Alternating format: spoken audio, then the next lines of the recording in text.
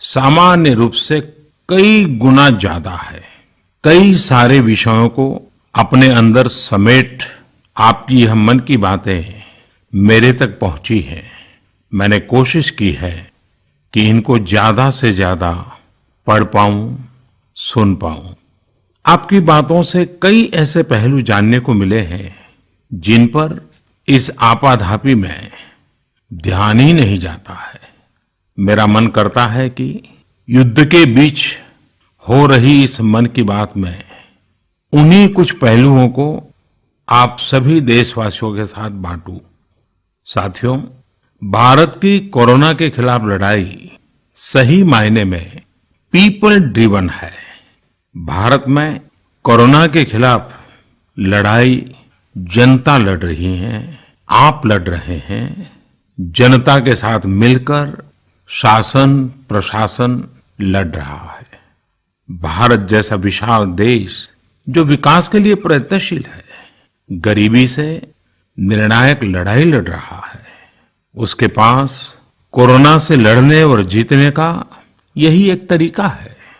और हम भाग्यशाली हैं कि आज पूरा देश का हर नागरिक, जन जन इस लड़ाई का सिपाही है, लड़ाई का नेतृत्व कर रहा है। आप कहीं भी नजर डालिए, आपको एहसास हो जाएगा कि भारत की लड़ाई पीपल ड्रिवन है।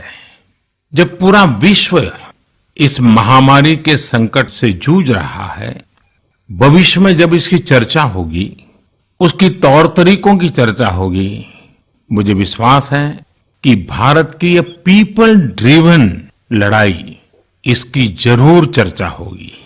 पूरे देश में, गली मोहल्लों में, जगह जगह पर आज लोग एक दूसरे की सहायता के लिए आगे आए हैं। गरीबों के लिए खाने से लेकर राशन की व्यवस्था हो, लॉकडाउन का पालन हो, अस्पतालों की व्यवस्था हो, मेडिकल इक्विपमेंट का देश में ही निर्माण हो। आज पूरा देश एक लक्ष्य, एक दिशा, साथ साथ चल रहा है। ताली, थाली, दिया, मोमबत्ती, इन सारी चीजों ने जो भावनाओं को जन्म दिया, जिस जज्बे से देशवासियों ने कुछ न कुछ करने की ठान ली, हर किसी को इन बातों ने प्रेरित किया है। शहर हो या गांव, ऐसा लग रहा है जैसे देश में एक बहुत बड़ा महायज्ञ चल रहा है, जिसमें हर कोई अपना योगदान देने के लिए आतुर है। हमारे किसान भाई बहनों को ही देखिए, एक तरफ वो इस महामारी के बीच अपने खेतों में दिन रात मेहनत कर रहे हैं और इस बात की भी चिंता कर रहे हैं कि देश में कोई भी भूखा न सोए। हर कोई अपने सामर्थ्य के हिसाब से इस लड़ाई को लड़ रहा है। कोई किराया माफ कर रहा है, तो कोई अपनी पूरी पेंशन या पुरस्कार में मिली राशि को पीएम केयर्स में जमा करा रहा है। कोई खेत की सारी सब्जियां दान दे रहा है, तो कोई हर रोज सैकड़ों गरीबों को मुफ्त भोजन करा रहा है। कोई मास्क बना रहा है।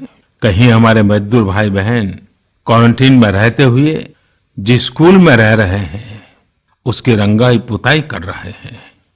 साथियों, दूसरों की मदद के लिए आपके भीतर हृदय के किसी कोने में जो ये उमड़ता घुमड़ता भाव है ना, वही कोरोना के खिलाफ भारत की इस लड़ाई को ताकत दे रहा है। वही इस लड़ाई को सच्चे मायने में पीपल ड्रिवन बना रहा है।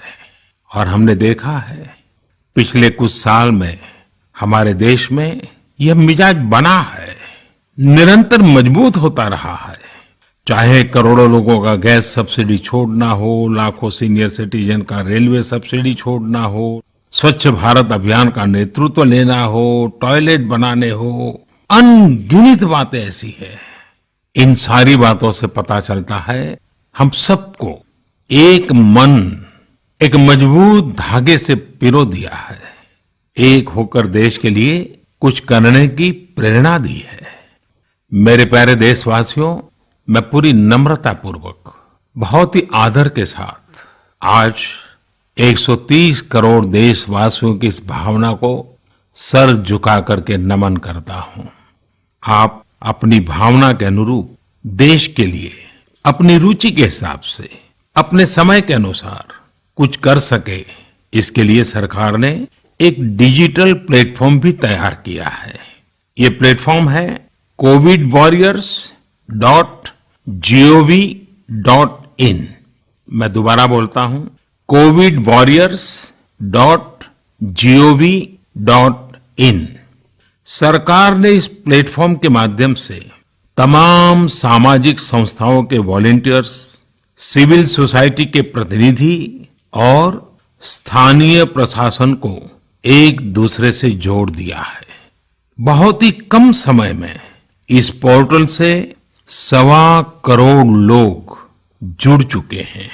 इनमें डॉक्टर, नर्सिस से लेकर हमारी आशा, एएनएम बहनें, हमारे एनसीसी, एनएसएस के साथी, अलग अलग फील्ड के तमाम प्रोफेशनल्स, उन्होंने इस प्लेटफॉर्म को अपना प्लेटफॉर्म बना लिया है।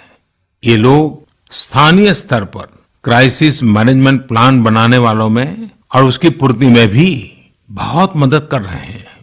आप भी covidwarriors.gov.in से जुड़कर देश की सेवा कर सकते हैं, कोविड वॉरियर बन सकते हैं। साथियों, हर मुश्किल हालात, हर लड़ाई कुछ न कुछ सबक देती है, कुछ न कुछ सिखा करके जाती है, सीख देती है, कुछ संभावनाओं के मार्ग बनाती है और कुछ नई मंजिलों की दिशा भी देती है। इस परिस्थिति में आप सब देशवासियों ने जो संकल्प शक्ति दिखाई है, उससे भारत में एक नए बदलाव की शुरुआत भी हुई है। हमारे बिजनेस, हमारे दफ्तर, हमारे शिक्षण संस्थान, हमारा मेडिकल सेक्टर, हर कोई तेजी से नए तकनीकी बदलावों की तरफ भी बढ़ रहे हैं। टेक्नोलॉजी के फ्रंट पर तो वाकई ऐसा लग रहा है कि देश का हर इनोवेटर नई परिस्थितियों के मुताबिक कुछ न कुछ नया निर्माण कर रहा है। साथियों, देश जब एक टीम बनकर के काम करता है, तब क्या कुछ होता है, ये हम अनुभव कर रहे हैं। आज केंद्र सरकार हो, राज्य सरकार हो, इनका हर एक विभाग और संस्थान राहत के लिए मिलजुल करके पूरी स्पीड से काम कर रहे हैं। हमारे एविएशन सेक्टर में काम कर रहे लोग हों, रेलवे कर्मचारी हो, ये दिन रात मेहनत कर रहे हैं ताकि देशवासियों को कम से कम समस्या हो। आप में से शायद बहुत लोगों को मालूम होगा कि देश के हर हिस्से में दवाइयों को पहुंचाने के लिए लाइफलाइन उड़ान नाम से एक विशेष अभियान चल रहा है।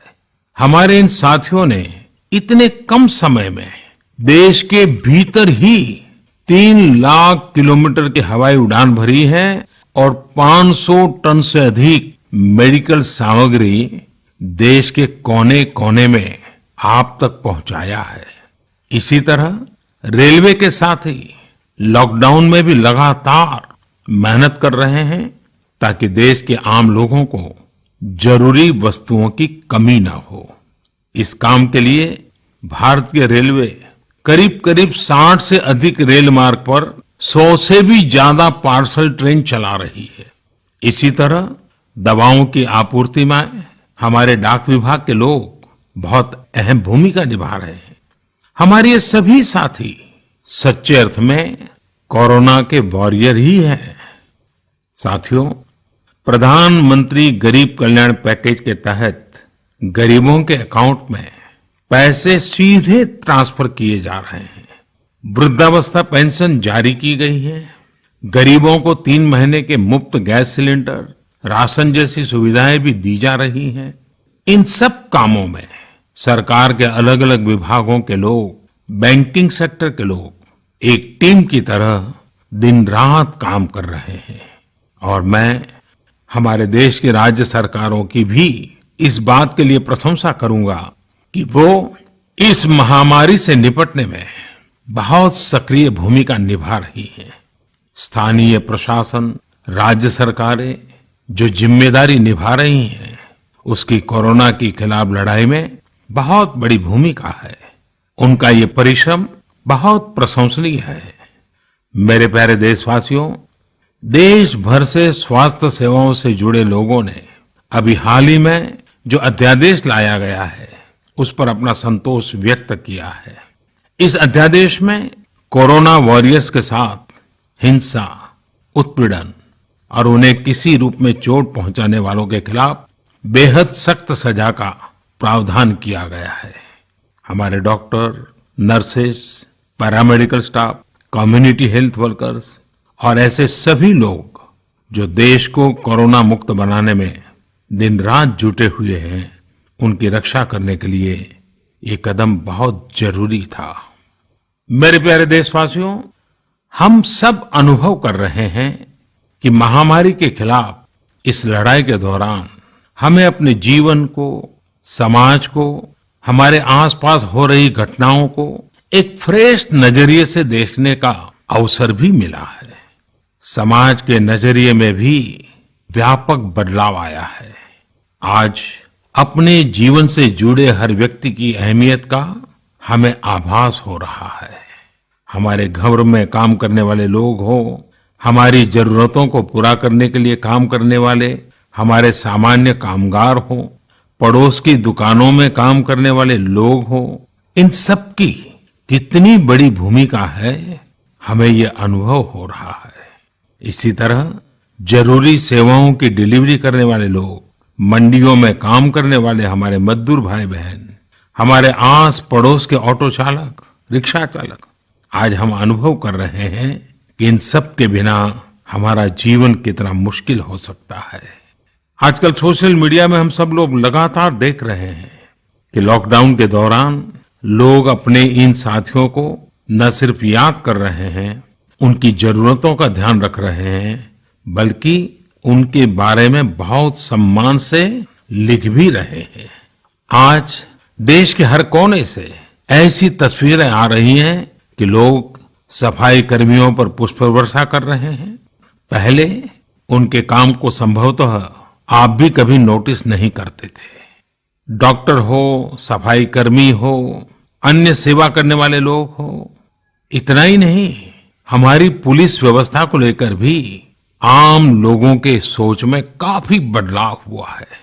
पहले पुलिस के विषय में सोचते ही नकारात्मकता के सिवाय हमें कुछ नजर नहीं आता था। हमारे पुलिसकर्मी आज गरीबों, जरूरतमंदों को खाना पहुंचा रहे हैं, दवा पहुंचा रहे हैं। जिस तरह से हर मदद के लिए पुलिस सामने आ रही है, इससे पुलिसिंग का मानवीय और संवेदनशील पक्ष हमारे सामने उभर करके आया है, हमारे मन को झकझोर दिया है, हमारे दिल को छू लिया है। एक ऐसा अवसर है जिसमें आम लोग पुलिस से भावात्मक तरीके से जुड़ रहे हैं। हमारे पुलिस कर्मियों ने इसे जनता की सेवा के एक अवसर के रूप में लिया है और मुझे पूरा विश्वास है इन घटनाओं से आने वाले समय में सच्चे अर्थ में बहुत ही सकारात्मक बदलाव आ सकता है और हम सब ने इस सकारात्मकता को कभी भी नकारात्मकता के रंग से रंगना नहीं है। साथियों, हम अक्सर सुनते हैं प्रकृति, विकृति और संस्कृति। इन शब्दों को एक साथ देखें और इसके पीछे के भाव को देखें तो आपको जीवन को समझने का भी एक नया द्वार खुलता हुआ दिखेगा। अगर मानव प्रकृति की चर्चा करें तो ये मेरा है, मैं इसका उपयोग करता हूं। इसको और इस भावना को बहुत स्वाभाविक माना जाता है, किसी को इसमें कोई ऐतराज नहीं होता। इसे हम प्रकृति कह सकते हैं। लेकिन जो मेरा नहीं है, जिस पर मेरा हक नहीं है, उसे मैं दूसरे से छीन लेता हूं, उसे छीनकर उपयोग में लाता हूं, तो हम इसे विकृति कह सकते हैं। इन दोनों से परे, प्रकृति और विकृति से ऊपर जब कोई संस्कारित मन सोचता है या व्यवहार करता है तो हमें संस्कृति नजर आती है।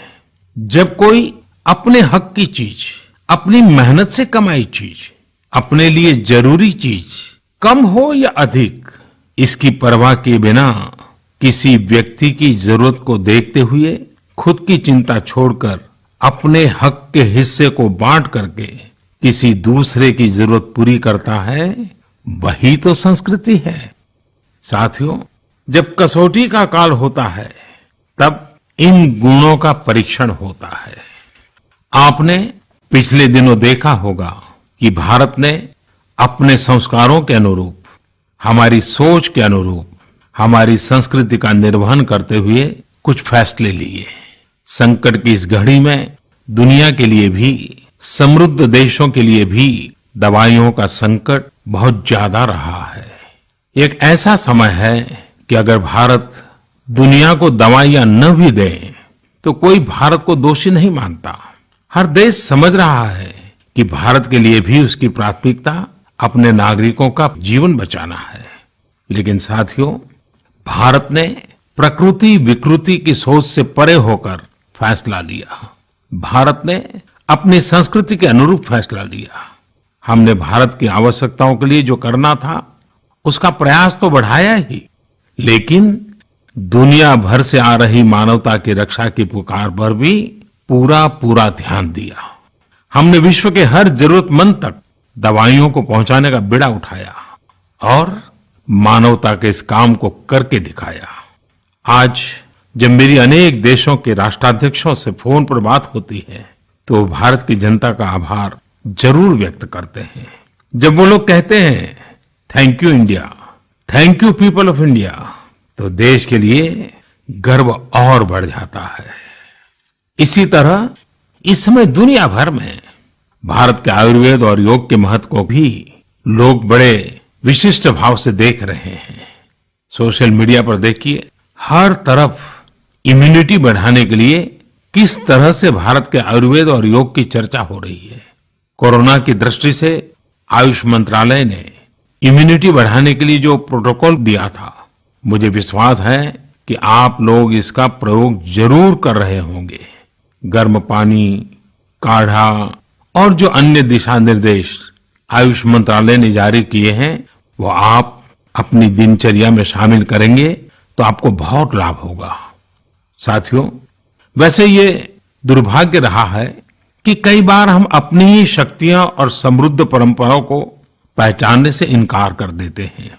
लेकिन जब विश्व का कोई दूसरा देश एविडेंस बेस्ड रिसर्च के आधार पर वही बात करता है, हमारी फॉर्मूला हमें सिखाता है, तो हम उसे हाथों हाथ ले लेते हैं। संभवतः इसके पीछे एक बहुत बड़ा कारण सैकड़ों वर्षों की हमारी गुलामी का कालखंड रहा है। इस वजह से कभी कभी हमें अपनी ही शक्ति पर विश्वास नहीं होता है, हमारा आत्मविश्वास कम नजर आता है। इसलिए हम अपने देश की अच्छी बातों को, हमारे पारंपरिक सिद्धांतों को एविडेंस बेस्ड रिसर्च के आधार पर आगे बढ़ाने के बजाय उसे छोड़ देते हैं, उसे हीन समझने लगते हैं। भारत की युवा पीढ़ी को अब इस चुनौती को स्वीकार करना होगा। जैसे विश्व ने योग को सहज स्वीकार किया है, वैसे ही हजारों वर्षों पुराने हमारे आयुर्वेद के सिद्धांतों को भी विश्व अवश्य स्वीकार करेगा। हाँ, इसके लिए युवा पीढ़ी को संकल्प लेना होगा और दुनिया जिस भाषा में समझती है उस वैज्ञानिक भाषा में हमें समझाना होगा, कुछ करके दिखाना होगा। साथियों, वैसे कोविड-19 के कारण कई सकारात्मक बदलाव हमारे काम करने के तरीके, हमारी जीवन शैली और हमारी आदतों में भी स्वाभाविक रूप से अपनी जगह बना रहे हैं। आपने सबने भी महसूस किया होगा इस संकट ने कैसे अलग अलग विषयों पर हमारी समझ और हमारी चेतना को जागरूक किया है। जो असर हमें अपने आसपास देखने को मिल रहे हैं, इनमें सबसे पहला है मास्क पहनना और अपने चेहरे को ढककर रखना। कोरोना की वजह से बदलते हुए हालात में मास्क भी हमारे जीवन का हिस्सा बन रहा है। वैसे हमें इसकी भी आदत कभी नहीं रही कि हमारे आसपास के बहुत सारे लोग मास्क में दिखे, लेकिन अब हो यही रहा है। हाँ, इसका ये मतलब नहीं है कि जो मास्क लगाते हैं वे सभी बीमार हैं। और जब मैं मास्क की बात करता हूं तो मुझे एक पुरानी बात याद आती है। आप सबको भी याद होगा, एक जमाना था कि हमारे देश के कई ऐसे इलाके ऐसे होते थे कि वहां अगर कोई नागरिक फल खरीदता हुआ दिखता था तो आस पड़ोस के लोग उसको जरूर पूछते थे, क्या घर में कोई बीमार है? यानी फल मतलब बीमारी में ही खाया जाता है, ऐसी एक धारणा बनी हुई थी। हालांकि समय बदला और ये धारणा भी बदली। वैसे ही मास्क को लेकर भी धारणा अब बदलने वाली ही है। आप देखिएगा, मास्क अब सभ्य समाज का प्रतीक बन जाएगा। अगर बीमारी से खुद को बचना है और दूसरों को भी बचाना है तो आपको मास्क लगाना पड़ेगा। और मेरा तो सिंपल सुझाव रहता है, गमछा मुंह ढकना है। साथियों, हमारे समाज में एक और बड़ी जागरूकता ये आई है कि अब सभी लोग ये समझ रहे हैं कि सार्वजनिक स्थानों पर थूकने के क्या नुकसान हो सकते हैं। यहां वहां कहीं पर भी थूक देना गलत आदतों का हिस्सा बना हुआ था। ये स्वच्छता और स्वास्थ्य को गंभीर चुनौती भी देता था। वैसे एक तरह से देखें तो हम हमेशा से ही इस समस्या को जानते रहे, लेकिन ये समस्या समाज से समाप्त होने का नाम ही नहीं ले रही थी। अब वो समय आ गया है कि इस बुरी आदत को हमेशा हमेशा के लिए खत्म कर दिया जाए। कहते भी हैं कि बेटर लेट देन नेवर। तो देर भले हो गई हो, लेकिन अब ये थूकने की आदत छोड़ देनी चाहिए। ये बातें जहां बेसिक हाइजीन का स्तर बढ़ाएंगी, वहीं कोरोना संक्रमण को फैलने से रोकने में भी मदद करेगी। मेरे प्यारे देशवासियों, ये सुखद संयोग ही है कि आज जब आपसे मैं मन की बात कर रहा हूं तो अक्षय तृतीया का पवित्र पर्व भी है। साथियों, क्षय का अर्थ होता है विनाश, लेकिन जो कभी नष्ट नहीं हो, जो कभी समाप्त नहीं हो, वो अक्षय है। अपने घरों में हम सब इस पर्व को हर साल मनाते हैं, लेकिन इस साल हमारे लिए इसका विशेष महत्व है। आज के कठिन समय में यह एक ऐसा दिन है जो हमें याद दिलाता है कि हमारी आत्मा, हमारी भावना अक्षय है। यह दिन हमें याद दिलाता है कि चाहे कितनी भी कठिनाइयां रास्ता रोके, चाहे कितनी भी आपदाएं आए, चाहे कितनी भी बीमारियों का सामना करना पड़े, इनसे लड़ने और जूझने की मानवीय भावनाएं अक्षय है। माना जाता है कि यही वो दिन है जिस दिन भगवान श्री कृष्ण और भगवान सूर्यदेव के आशीर्वाद से पांडवों को अक्षय पात्र मिला था।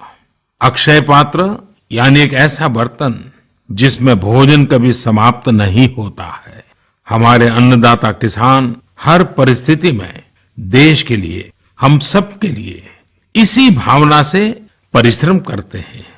इन्हीं के परिश्रम से आज हम सब के लिए, गरीबों के लिए देश के पास अक्षय अन्न भंडार है।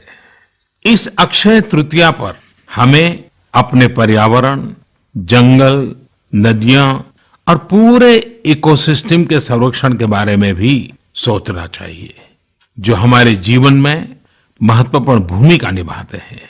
अगर हम अक्षय रहना चाहते हैं तो हमें पहले यह सुनिश्चित करना होगा कि हमारी धरती अक्षय रहे। क्या आप जानते हैं कि अक्षय तृतीया का यह पर्व दान की शक्ति यानी पावर ऑफ गिविंग का भी एक अवसर होता है। हम हृदय की भावना से जो कुछ भी देते हैं, वास्तव में महत्व उसी का होता है। यह बात महत्वपूर्ण नहीं है कि हम क्या देते हैं और कितना देते हैं। संकट के इस दौर में हमारा छोटा सा प्रयास हमारे आसपास के बहुत से लोगों के लिए बहुत बड़ा संबल बन सकता है। साथियों, जैन परंपरा में भी यह बहुत पवित्र दिन है, क्योंकि पहले तीर्थंकर भगवान ऋषभ देव के जीवन का यह एक महत्वपूर्ण दिन रहा है। ऐसे में जैन समाज इसे एक पर्व के रूप में मनाता है और इसलिए ये समझना आसान है कि क्यों इस दिन को लोग किसी भी शुभ कार्य को प्रारंभ करना पसंद करते हैं। चूंकि आज कुछ नया शुरू करने का दिन है, तो ऐसे में क्या हम सब मिलकर अपने प्रयासों से अपनी धरती को अक्षय और अविनाशी बनाने का संकल्प ले सकते हैं? साथियों, आज भगवान बसवेश्वर जी की भी जयंती है।